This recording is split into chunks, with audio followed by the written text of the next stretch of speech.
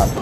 Kita ikuti sampai tanggal 25. Kalau semua indikator kita menurun, satu indikatornya adalah disiplin masyarakat untuk prokes.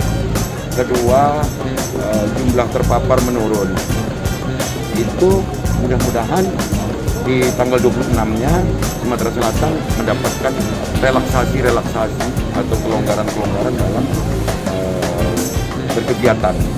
Relaksasi, Pak ya? Ya, relaksasi.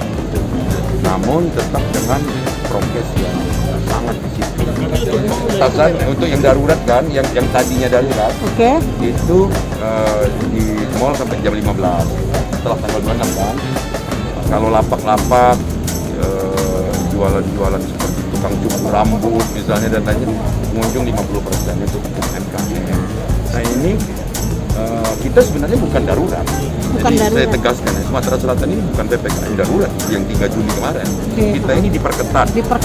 Cuma lebih baik kita menjaga dong untuk menjadi PPKM saja, jangan dengan level yang rendah, daripada kita harus menghadapi kedaruratan.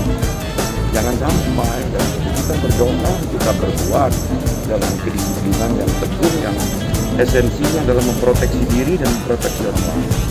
Kita harapkan di 26 ini evaluasi ini dari tanggal 25 itu jangan sampai lebih dari 3. Jangan sampai Cuman Presiden yang menyampaikan untuk urusan itu diserahkan kepada pemerintah daerah.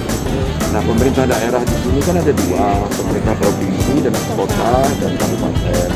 Itu setelah tanggal 25 itu untuk penerapan 26 saya akan berkoordinasi dengan Bupati Wali Kota. Jangan sampai tidak linier.